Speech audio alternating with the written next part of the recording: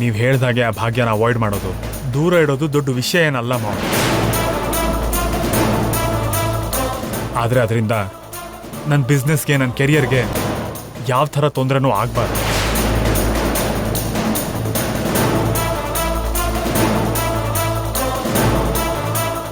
ಯಾರ ಕೆಟ್ಟದಾಗ ಮಾತಾಡೋ ಅವಕಾಶನೂ ಕೊಡಬಾರ್ದು.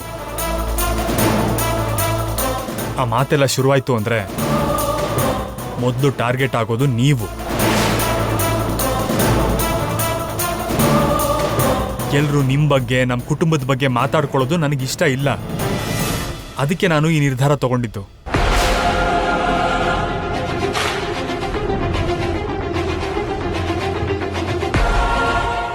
ನೋಡಿ ಮಾಮ್, ನಿಮ್ಮ ಮಾತನ್ನ ಇಲ್ಲ ಅನ್ನೋ ಸ್ಥಾನಕ್ಕೆ ನಾನು ಇನ್ನೂ ಬೆಳೆದಿಲ್ಲ.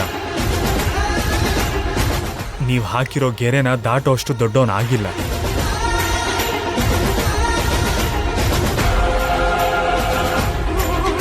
ಈಗಲೂ ಕೂಡ ಅಮ್ಮನ ಮಾತು ಕೇಳೋ ಮಗ ಹಾಗೆ ಈ ಮಿತ್ರ ಇರೋದು.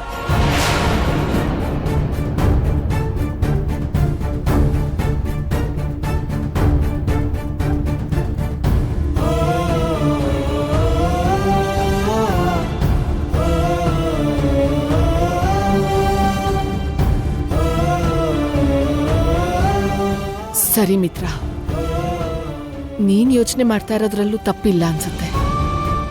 ನಿನಗೇನ್ ಸರಿ ಅನ್ಸತ್ತೋ ಹಾಗೆ ಮಾಡು. Thank you so much for understanding ma'am.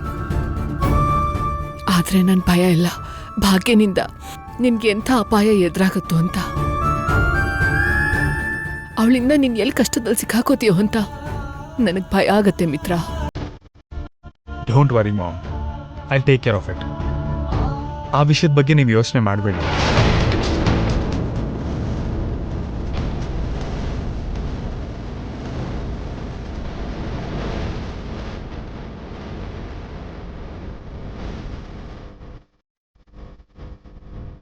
ಭಾಗ್ಯ ಮೇಲೆ ಪ್ರೀತಿ ಹುಟ್ಟೋದಕ್ಕೆ, ತನ್ನಲ್ಲಿರುವಂಥ ಪ್ರೀತಿನ ವ್ಯಕ್ತಪಡಿಸೋದಕ್ಕೆ ಇವನು ಭಾಗ್ಯನ ಕರ್ಕೊಂಡು ಹೋಗ್ತಿದ್ದಾನೆ ಅಂತ ಅನ್ಕೊಂಡೆ. ಆದರೆ ಇವನ ಆಲೋಚನೆಯಲ್ಲೂ ಕೂಡ ಬಹಳಷ್ಟು ಸ್ವಾರ್ಥ ತುಂಬಿದೆ ಅಂತ ಈಗ ಗೊತ್ತಾಯ್ತು. ಹೀಗೆ ಆದರೆ ಮಿತ್ರ ಭಾಗ್ಯ ಯಾವತ್ತೋ ಒಂದಿನ ಒಂದಾಗ್ತಾರೆ, ಒಬ್ಬರನ್ನೊಬ್ರು ಅರ್ಥ ಮಾಡ್ಕೋತಾರೆ ಅನ್ನೋ ನನ್ನ ಕನಸು ಕನಸಾಗಿ ಉಳಿದು ಹೋಗುತ್ತಾ?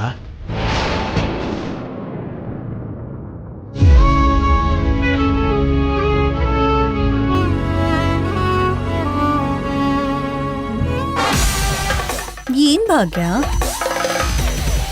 ನಿನ್ ಆಫೀಸ್ ಯಾವುದು, ಅದ್ರ ಡೀಟೇಲ್ಸ್ ಏನು ನನಗ್ ಗೊತ್ತಾಗ್ಬಿಡತ್ತೆ ಅಂತ ಭಯ ಪಡ್ತಿದ್ಯಾ? ಹೆದರ್ಕೋಬೇಡ. ಯಾಕಂದ್ರೆ ಇವತ್ ನೀನ್ ಮುಚ್ಚಿಟ್ರು ಕೂಡ ಯಾವತ್ತೋ ಒಂದ್ ದಿವ್ಸ ಆ ವಿಷಯ ಗೊತ್ತಾಗೇ ಆಗತ್ತೆ. ಆ ದಿನಕ್ಕೋಸ್ಕರ ಕಾಯ್ತಾ ಕೂತ್ಕೋ. ಇದನ್ ಹೇಳೋಕಂತಾನೆ ಕೆಲ್ಸ ಬಿಟ್ಟಿಲ್ ಬಂದ್ಯಾ? ಇಲ್ಲ, ಮಿತ್ರ ಜೊತೆ ಟರ್ಕಿಗೆ ಹೋಗೋ ಅವಕಾಶ ಸಿಕ್ತು ಅಂತ ಹಗಲ್ಗನ್ಸ್ ಕಾಣ್ತಿದ್ಯಲ್ಲ, ಅದು ಕನಸು ಅಷ್ಟೇ, ಖಂಡಿತ ನಿಜ ಆಗಲ್ಲ ಅಂತ ಹೇಳ್ ಹೋಗೋದಕ್ ಬಂದೆ.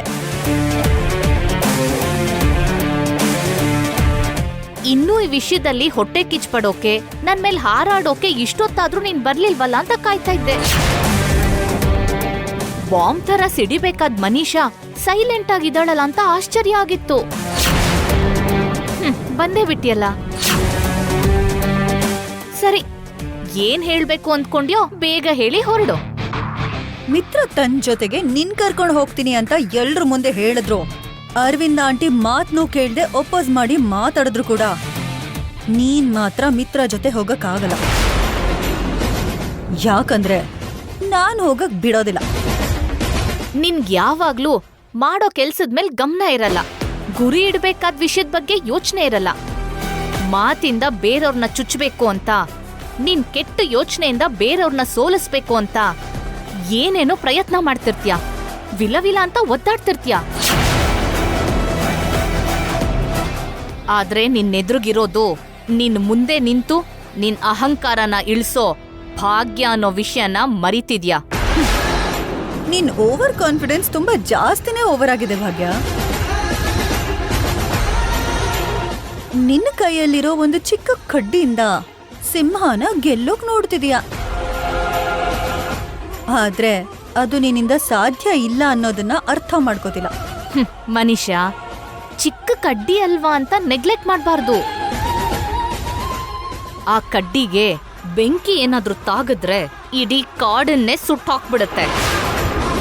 ನೋಡು ಮನುಷ್ಯ, ನಿನಗ್ ನೀನೇ ತುಂಬಾ ಬುದ್ಧಿವಂತೆ ಅಂತ ಅಂದ್ಕೊಂಡ್ಬಿಟ್ಟಿದ್ಯಾ. ನೀನೇನ್ ಬೇಕಾದ್ರೂ ಮಾಡ್ಬೋದು ಅನ್ನೋ ದೊಡ್ಡ ಭ್ರಮೆಲಿದ್ಯಾ. ಆದ್ರೆ ನಿನ್ನಂತವ್ರ ಆಟ ನನ್ನಂತವ್ರ ಮುಂದೆ ಯಾವತ್ತೂ ನಡೆಯಲ್ಲ. ಯಾಕಂದ್ರೆ ಒಳ್ಳೇದ್ ಮಾಡೋರು, ಒಳ್ಳೇದ್ರ ಬಗ್ಗೆ ಯೋಚನೆ ಮಾಡೋರು ಮಾತ್ರ ಗೆಲ್ಲೋಕ್ ಸಾಧ್ಯ. ಯಾವಾಗ್ಲೂ ಕೆಟ್ಟದ್ ಮಾಡೋರು, ಕೆಟ್ಟ ಯೋಚನೆನೆ ಮನ್ಸಲ್ಲಿ ತುಂಬಿಕೊಂಡಿರೋರು ಯಾವತ್ತಿದ್ರೂ ಕೆಳಗೆ ಬೀಳೋದು. ಇದನ್ನ ಅರ್ಥ ಮಾಡ್ಕೊಂಡ್ರೆ ನೀನ್ ಕೂಡ ಚೆನ್ನಾಗೇ ಇರ್ತೀಯ. ಇನ್ನೀನ್ ಹೋಗ್ಬೋದು, ನನಗ್ ತುಂಬಾ ಕೆಲ್ಸ ಇದೆ. ಭಾಗ್ಯ, ಮಾತೇನೋ ಚೆನ್ನಾಗೇ ಆಡ್ತೀಯ. ನಿನ್ ಬಾಯ್ ಹೇಗ್ ಮುಚ್ಸೋದೋ, ನಿನ್ನ ವಿರುದ್ಧ ಹೇಗ್ ಗೆಲುವು ಸಾಧಿಸೋದೋ ಅಂತ ನನಗ್ ಚೆನ್ನಾಗ್ ಗೊತ್ತು.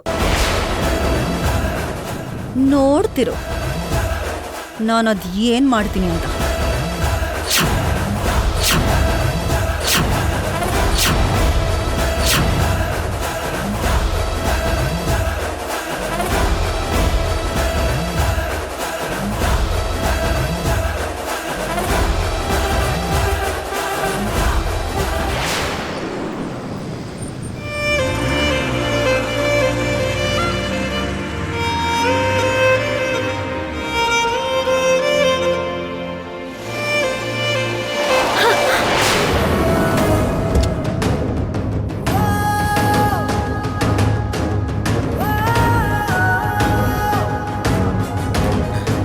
ಹಾಯ್ ಜಾನು.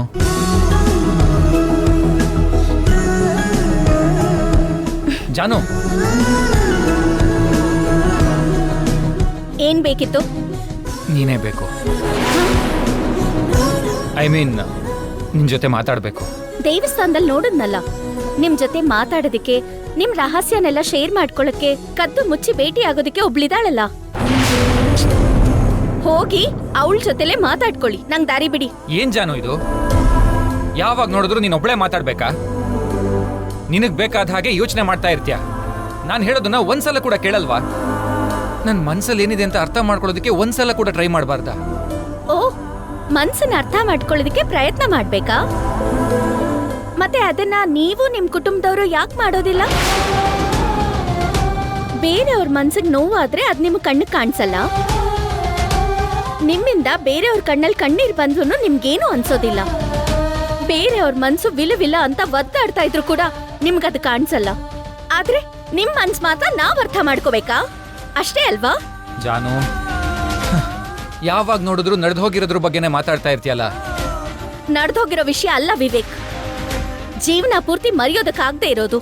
ಅಯ್ಯೋ ಜಾನು, ಅಟ್ಲೀಸ್ಟ್ ನಾನು ಮಾತಾಡೋದಕ್ಕಾದ್ರೂ ನೀನು ಅವಕಾಶ ಕೊಡ್ಬೋದಲ್ಲ. ಸರಿ, ಏನ್ ಮಾತಾಡ್ಬೇಕಿತ್ತು? ಅದೇನಂದ್ರೆ,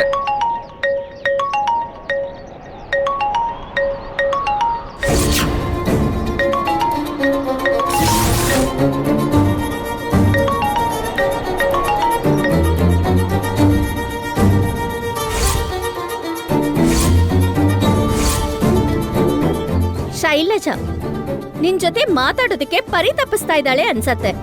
ಮಾತಾಡ್ಕೋ. ಜಾನು ಪ್ಲೀಸ್, ನನಗೆ ಮಾತಾಡೋದಕ್ಕೆ ಒಂದ್ಸಲ ಅವಕಾಶ ಕೊಡು. ನಿನ್ ಜೊತೆ ಮಾತಾಡ್ಬೇಕು ಅಂತ ತುಂಬಾ ಜನ ಕಾಯ್ತಿರೋ ಹಾಗಿದ್ದಾರೆ. ಅವ್ರ ಜೊತೆಲಿ ಮಾತಾಡ್ಕೋ. ಅವ್ರ ಜೊತೆ ನಿನ್ ಮನ್ಸಿನ ಮಾತನ್ನ ಹಂಚ್ಕೋ. ಇಲ್ಲಿ ನಿಂತ್ಕೊಂಡು ಟೈಮ್ ಯಾಕೆ ವೇಸ್ಟ್ ಮಾಡ್ತೀಯಾ? ನೋಡು, ಇದೆಲ್ಲ ಬಿಡು. ನಾನು ಹೇಳೋದನ್ನ ಒಂದ್ಸಲ ಕೇಳು. ಸರಿ, ಏನು ಅಂತ ಹೇಳು. ಅದು ಒಂದ್ ಸೆಕೆಂಡ್.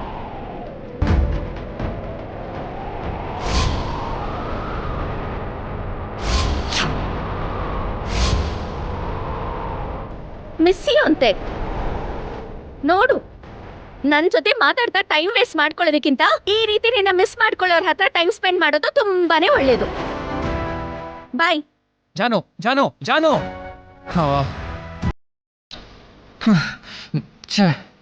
ಈ ಶೈಲು ಒಬ್ಳು ಕರೆಕ್ಟ್ ಟೈಮ್ ನೋಡ್ಕೊಂಡು ಕಾಲ್ ಮಾಡ್ತಾಳೆ. ಜಾನು ಅಟ್ಲೀಸ್ಟ್ ನನ್ನ ಮಾತು ಕೇಳೋದಕ್ಕೂ ರೆಡಿ ಇಲ್ವಲ್ಲ.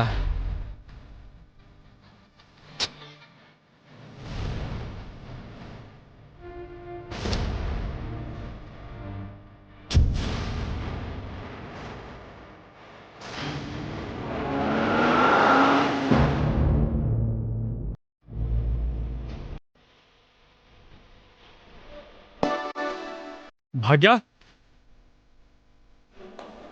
ಬೈಲಿ.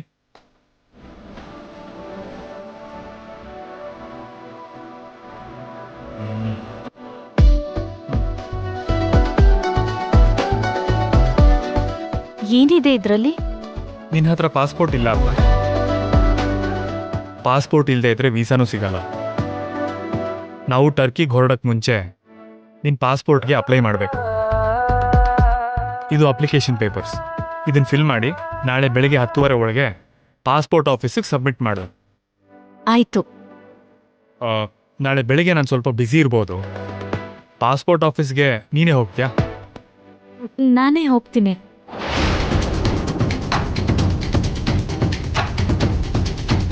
ಸರಿ, ನಾಳೆ ಯಾವ ಪರಿಸ್ಥಿತಿಲೂ ಮಿಸ್ ಮಾಡಬೇಡ. ಯಾಕಂದ್ರೆ ನಾಳೆ ನೀನು ಅಪ್ಲಿಕೇಶನ್ ಸಬ್ಮಿಟ್ ಮಾಡೋದ್ರಷ್ಟೇನೆ ನಾವು ಟರ್ಕಿಗೆ ಅವಾರ್ಡ್ ಫಂಕ್ಷನ್ಗೆ ಹೋಗೋ ಟೈಮ್ ಅಷ್ಟರಲ್ಲಿ ಪಾಸ್ಪೋರ್ಟ್ ಬರುತ್ತೆ. ಇಲ್ದಿದ್ರೆ ಪಾಸ್ಪೋರ್ಟ್ ಸಿಗಲ್ಲ. ಅದಕ್ಕೋಸ್ಕರ ನಾಳೆ ಏನೇ ಪರಿಸ್ಥಿತಿ ಬಂದ್ರೂ ಮರೀದೆ ಈ ಅಪ್ಲಿಕೇಶನ್ನ ಸಬ್ಮಿಟ್ ಮಾಡು. ನಿನಗೆ ಏನಾಗ್ತಾ ಇದೆ ಮಿತ್ರ? ಭಾಗ್ಯ ಮೀನ್ ಯಾಕಷ್ಟು ಕೇರ್ ನಿನಗೆ? ಭಾಗ್ಯನ್ ಕರ್ಕೊಂಡು ಹೋಗೋಕ್ ಯಾಕಷ್ಟು ಖುಷಿ ಪಡ್ತಿದ್ಯಾ? ಅಲ್ವೋ ಮಿತ್ರ, ಮತ್ತೆ ಅಷ್ಟು ಒತ್ತಿ ಹೇಳೋಂಥ ಅಗತ್ಯ ಇಲ್ವೋ? ಭಾಗ್ಯನಿಗಷ್ಟು ಜವಾಬ್ದಾರಿ ಇಲ್ಲ ಅಂತ ಅನ್ಕೊಂಡ್ಯಾ? ನಾಳೆ ಅಪ್ಲಿಕೇಶನ್ ಟೈಮ್ಗೆ ಸಬ್ಮಿಟ್ ಮಾಡ್ತಾಳೆ ಬಿಡು. ಹಾಗಲ್ಲ ಡ್ಯಾಡ್, ಇನ್ನು ಜಾಸ್ತಿ ದಿನ ಇಲ್ಲ. ಅಪ್ಲಿಕೇಶನ್ ಲೇಟ್ ಆದರೂ ಪಾಸ್ಪೋರ್ಟ್ ಬರುತ್ತೆ, ಆದರೆ ಟರ್ಕಿಗೆ ಹೋಗೋ ಟೈಮಿಗೆ ಬರಲ್ಲ. ಅದೇನಾದರೂ ಆಮೇಲೆ ಬಂದರೂ ಪ್ರಯೋಜನ ಇಲ್ಲ. ಅದಕ್ಕೆ ಅಷ್ಟು ಸಲ ಒತ್ತಿ ಒತ್ತಿ ಹೇಳ್ತಿದ್ದೀನಿ.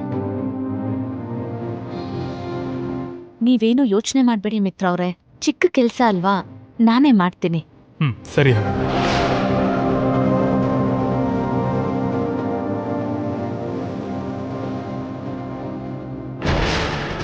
ಏನ್ ಮನೀಷಾ, ಯಾಕಿಲ್ಲಿ ನಿಂತಿದ್ಯಾ?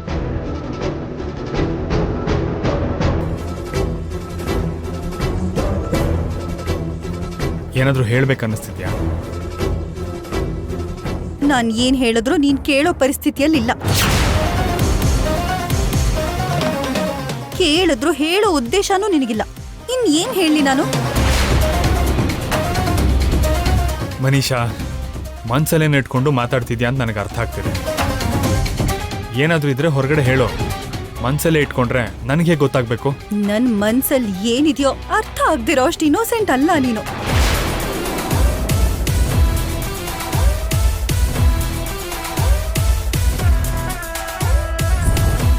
ನಾನ್ ಯಾಕೆ ಹೀಗಿದ್ದೀನೋ ಗೊತ್ತಾಗ್ದಿರೋ ಅಷ್ಟು ಚಿಕ್ಕ ಮಗುನೂ ಅಲ್ಲ. ನಿನಗೆಲ್ಲ ಗೊತ್ತು, ಆದ್ರೂ ಗೊತ್ತಿಲ್ಲದೆ ಇರೋರ್ ತರ ಇರ್ತೀಯ. ಎಲ್ರಿಗೂ ಗೌರವ ಕೊಡೋ ಹಾಗೆ ಹೇಳೋದು, ಆದ್ರೆ ನಿನಗ್ ಬೇಕಾಗಿದ್ದೇ ಮಾಡ್ತಾ ಹೋಗೋದು. ಯಾವ್ದನ್ನ ನಾನ್ ಬೇಡ ಅಂತೀನೋ ಅದನ್ನೇ ನೀನ್ ಮಾಡೋದು.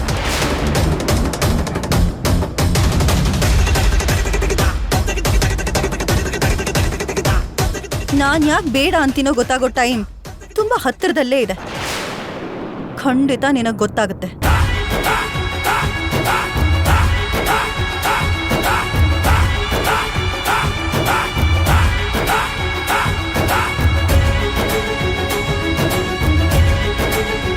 ಅಮ್ಮ ಭಾಗ್ಯ, ಮನುಷ್ಯ ಹೇಳಿದ್ದನ್ನ ಮನಸ್ಸಿಗೆ ಹಾಕೋಬೇಡಮ್ಮ. ನಿನ್ನ ಗಂಡನ ಜೊತೆ ಹೋಗ್ಬೇಕಾಗಿರೋದು ನಿನ್ನ ಮುಖ್ಯ. ನನ್ನ ಕುಟುಂಬದಲ್ಲಿ ಯಾವುದೇ ರೀತಿ ಮನಸ್ತಾಪ ಇಲ್ಲದೆ ಇರೋದು ನನಗೆ ಮುಖ್ಯ. ಈ ಪ್ರಯಾಣದಿಂದನಾದ್ರೂ ನಿನಗೂ ಮಿತ್ರನಿಗೂ ಇರುವಂತ ಮನಸ್ತಾಪ ದೂರ ಆಗ್ಬೇಕು. ನಿಮ್ಮಿಬ್ರು ಮನಸ್ಸು ಮತ್ತೆ ಒಂದಾಗ್ಬೇಕು. ಇದೇ ನಾನ್ ಬಯಸುವಂಥದ್ದು. ನೀವೇ ನೋಡಿದ್ರಲ್ಲ ಮಾವ, ಮಿತ್ರ ಅವ್ರನ್ನ ಪ್ರಶ್ನೆ ಮಾಡೋ ಅಧಿಕಾರ ಮನೀಷಾಗೆ ಉತ್ತರ ಕೊಡೋ ಮನಸ್ಥಿತಿ ಮಿತ್ರ ಅವ್ರಿಗಿದೆ. ಅವರಿಬ್ರ ಮಧ್ಯದ ಸಂಬಂಧ ಅಷ್ಟು ಬಲವಾಗಿದ್ಮೇಲೂ ಇನ್ನೂ ನಿಜವಾಗ್ಲೂ ನಿಮ್ ಕನ್ಸು ನಿಮ್ ಆಸೆ ತೀರುತ್ತೆ ಅಂದ್ಕೊಳ್ಳೋದ್ರಲ್ಲಿ ಸ್ವಲ್ಪನೂ ಅರ್ಥ ಇಲ್ಲ. ಅದು ಹಾಗಲ್ಲಮ್ಮ ಭಾಗ್ಯ. ನನ್ನ ಮತ್ತೆ ಮಿತ್ರ ಅವ್ರ ಮಧ್ಯ ಇರೋದು ಮದ್ವೆ ಸಂಬಂಧ ಅಷ್ಟೇ ಮಾವ. ಮಿತ್ರ ಮತ್ತೆ ಮನುಷ್ಯ ಅವ್ರ ಮಧ್ಯ ಇರೋದು ಮನ್ಸಿನ ಸಂಬಂಧ. ಅದು ಬೇಗ ದೂರ ಆಗಲ್ಲ. ಅಷ್ಟು ಬೇಗ ಅವ್ರು ನನ್ನ ಕಡೆ ಬರೋದಿಲ್ಲ.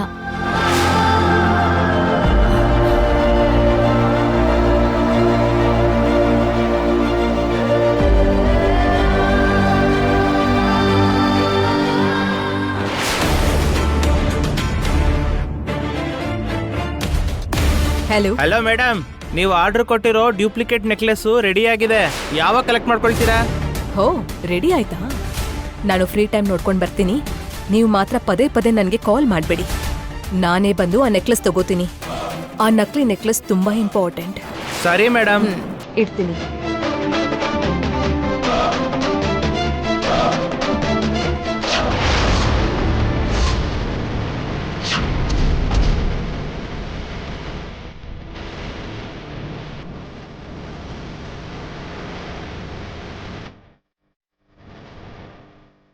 ನೆಕ್ಲೆಸ್ ಯಾವ್ದಾಂಟಿ? ಅಂದ್ರೆ ಮನೀಷಾ, ಅದು ಯಾವಾಗ ಎಲ್ ಶಾಪಿಂಗ್ ಹೋದ್ರು ನನ್ನೇ ಕರ್ಕೊಂಡು ಹೋಗ್ತಿರಲ್ವಾ? ಇವಾಗೇನು ನಂಗೆ ಗೊತ್ತಿಲ್ದೆ ನೀವ್ ನೆಕ್ಲೆಸ್ ಮಾಡಿಸ್ಕೊಳ್ತಿದ್ದೀರಾ? ಅದೇನು ಇಲ್ಲ ಮನೀಷಾ. ಫ್ರೆಂಡ್ ಜೊತೆ ಒಂದ್ಸಲ ಹೊರಗೆ ಹೋಗಿದ್ದೆ. ಆಗ ನಾನಲ್ಲೊಂದು ನೆಕ್ಲೆಸ್ ನೋಡ್ದೆ, ಇಷ್ಟ ಆಯ್ತು. ಅದನ್ನೇ ತಕ್ಷಣ ಆರ್ಡರ್ ಮಾಡ್ಬಿಟ್ಟೆ, ಅಷ್ಟೇ. ನಿಮ್ಗೋಸ್ಕರ ಆರ್ಡರ್ ಮಾಡಿದ್ರಾ? ಹೌದು ಮನೀಷಾ. ಮತ್ತೆ ನಕಲಿ ನೆಕ್ಲೆಸ್ ಅಂತಿದ್ರಲ್ಲ?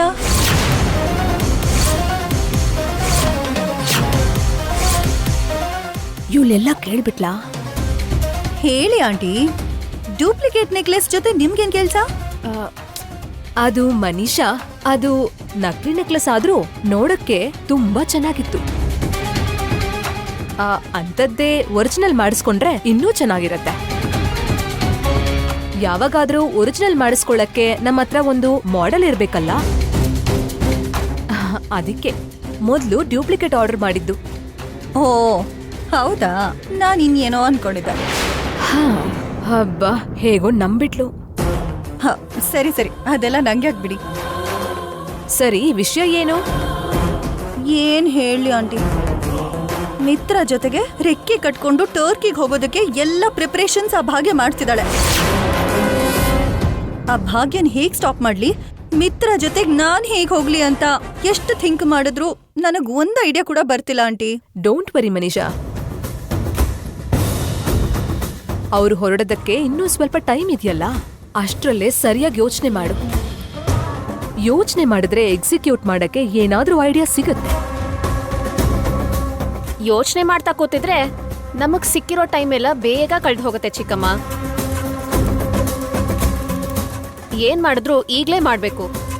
ನಾಳೆ ಪಾಸ್ಪೋರ್ಟ್ ಆಫೀಸ್ಗೆ ಹೋಗಿ ಅಪ್ಲಿಕೇಶನ್ ಸಬ್ಮಿಟ್ ಮಾಡಿದ್ಲು ಅಂದ್ರೆ ಅವಳ ಕೈಗೆ ಪಾಸ್ಪೋರ್ಟ್ ಕೂಡ ಸಿಕ್ಬಿಡುತ್ತೆ.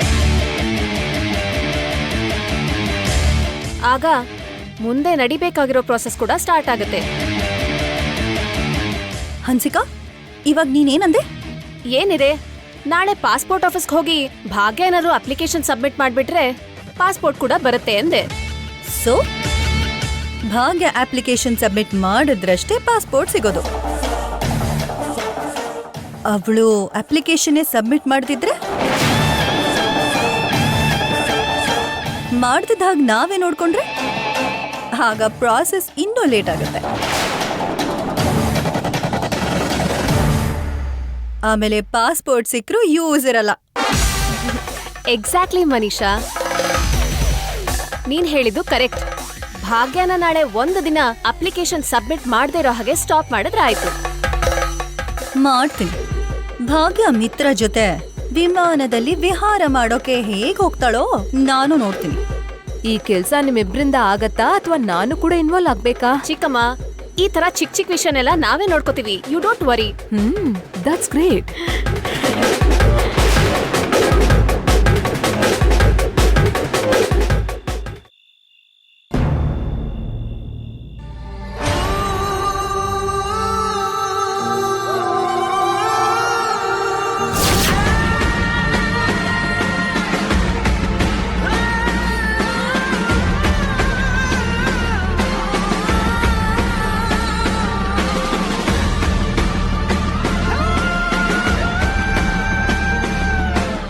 ಮನೀಷಾ, ಈ ಪ್ಲಾನ್ ಪರ್ಫೆಕ್ಟ್ ಆಗಿ ವರ್ಕ್ ಆಗುತ್ತೆ ಅಂತೀಯಾ? ಡೌಟೇ ಬೇಡ, ಖಂಡಿತವಾಗ್ಲೂ ವರ್ಕೌಟ್ ಆಗುತ್ತೆ ಹನ್ಸಿಕಾ.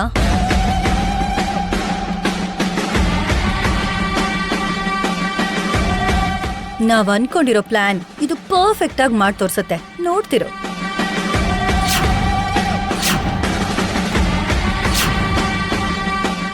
ಸರಿ ಸರಿ, ಜೋಪಾನ, ಸೈಲೆಂಟ್ ಆಗಿ ಹೋಗಿ ಸಕ್ಸಸ್ಫುಲ್ ಆಗಿ ವಾಪಸ್ ಬಾ. ಓಕೆ.